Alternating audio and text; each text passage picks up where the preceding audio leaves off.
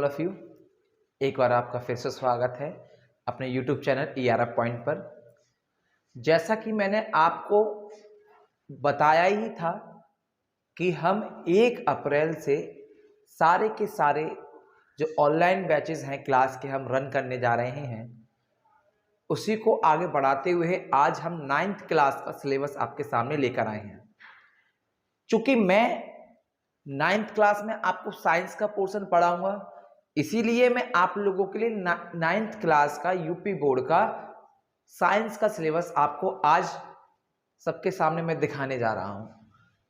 क्योंकि सिलेबस ही सबसे इंपॉर्टेंट चीज है, क्योंकि अगर बच्चे जानेगा नहीं हमें पढ़ना क्या है तो उसको समझ में ही क्या आएगा।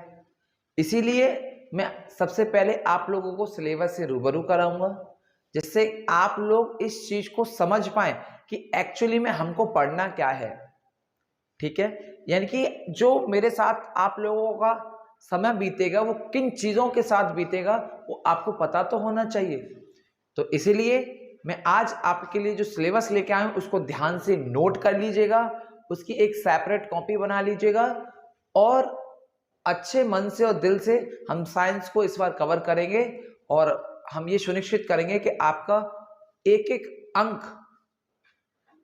एक अंक में आप अपनी पकड़ बना लें। ठीक है, तो जैसा कि पता ही दिख ही रहा है कि 9th class science UP board syllabus, जो साइंस है 9th क्लास की, वो 4 पार्ट में डिवाइड है।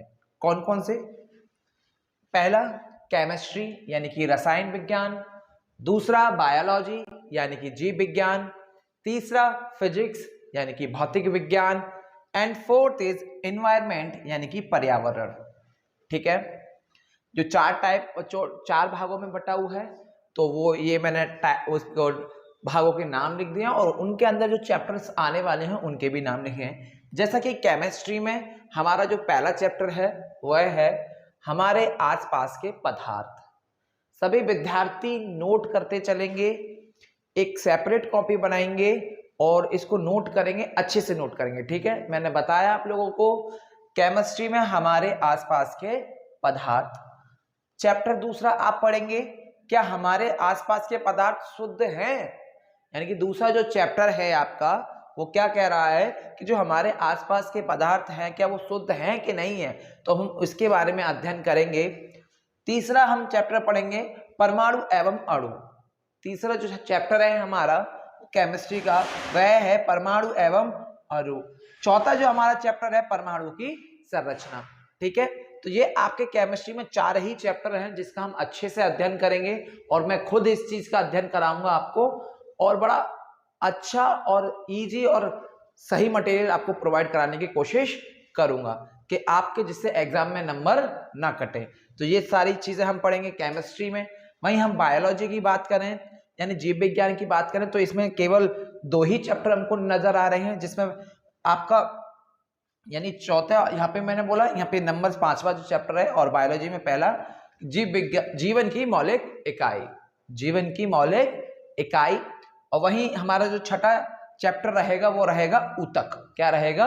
ऊतक। तो हम बायोलॉजी में इन 2 चैप्टर्स को ही कवर करेंगे। बाकी हम फिजिक्स में देखें यानी भौतिक विज्ञान में देखें तो हम 7वां जो चैप्टर है वो गति को हम पढ़ेंगे। जो 8वां चैप्टर है हमारा बल तथा गति के नियम को पढ़ने जा रहे हैं। नंबर 9 जो हमारा चैप्टर है उसको हम गुरुत्वाकर्षण पढ़ेंगे और जो नंबर 10 है उसको हम कार्य तथा ऊर्जा के रूप में पढ़ेंगे। और वहीं जो 11वां चैप्टर है हम उसको ध्वनि यानी साउंड के रूप में पढ़ने जाएंगे। ठीक है, तो जो हमारा चौथा जो हमारा सेक्शन था वो था एनवायरमेंट यानी कि पर्यावरण। इसमें एक ही चैप्टर है जो कि है खाद्य संसाधनों में सुधार। देखिए, कुछ बच्चों के पास पुरानी किताबें होती हैं तो उसमें 15 चैप्टर दिए होते हैं, क्योंकि इसमें एक बायोलॉजी का तीसरा चैप्टर और हुआ करता था कि जीवों में विविधता, उसको सिलेबस से कम कर दिया गया है। और एनवायरनमेंट में भी 2 चैप्टर और होते थे जिसमें कि हम बीमार क्यों हैं और प्राकृतिक संसाधन, ये वाले चैप्टर थे, तो उनको कैंसिल कर दिया गया है। तो जिन बच्चों के पास पुरानी किताब है वो इन चैप्टर्स को हटा सकता है इजीली, और जो ये और जिसके पास न्यू किताब है तो उसमें तो यही सारे चैप्टर्स एकदम आपको क्लियर दिखाई देंगे और इसी क्रम में दिखाई देंगे। पहला, दूसरा, तीसरा, चौथा, 5वां, छठा, 7वां, 8वां, 9वां, 10वां, 11वां एंड 12वां। जो पुरानी किताबें होंगी उसमें आपको 15 चैप्टर्स दिखाई देंगे, जो कि जिसमें से 3 चैप्टर्स आपके कट कर दिए गए हैं जो मैंने यहाँ पे नहीं लिखे हैं। एकदम हमने यहाँ पे फ्रेश सिलेबस आप लोगों के लिए एकदम लिखा है। देखिए 9th का जो सिलेबस है आपके बोर्ड के लिए बहुत ही ज़्यादा इम्पोर्टेंट है, क्योंकि 9th का ज़्यादातर चीज़ें हम 10th में पढ़ते हैं।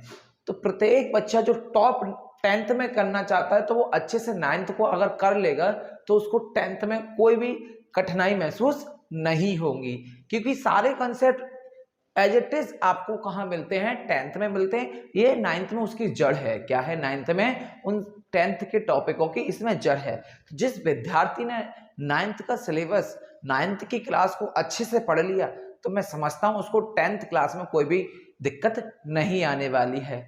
तो आप लोग 1 अप्रैल से ERF पॉइंट कोचिंग, और जो हमारा मैं बार बार वर्डिंग यूज गलत कर रहा हूँ, यानी कि 1 अप्रैल से यूट्यूब चैनल हमारा ERF पॉइंट पर आप लगातार जुड़िएगा।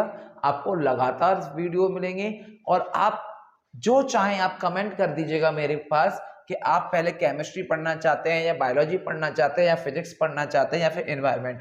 आप लोग जो कहेंगे मैं पहले वो पढ़ाऊंगा, या फिर हम इसी क्रम से पढ़ेंगे कि पहले केमिस्ट्री को कवर कर लेंगे या फिर बायोलॉजी को कवर कर लेंगे या फिर हम फिजिक्स को कवर कर लेंगे या फिर हम एनवायरनमेंट को कवर कर लेंगे, या फिर ऐसा भी कर लेंगे कि एक दिन केमिस्ट्री, एक दिन बायोलॉजी, एक दिन फिजिक्स। जैसा आप लोग जैसा समझेंगे मुझे कमेंट करके जरूर बताइएगा और इसको नोट कीजिएगा।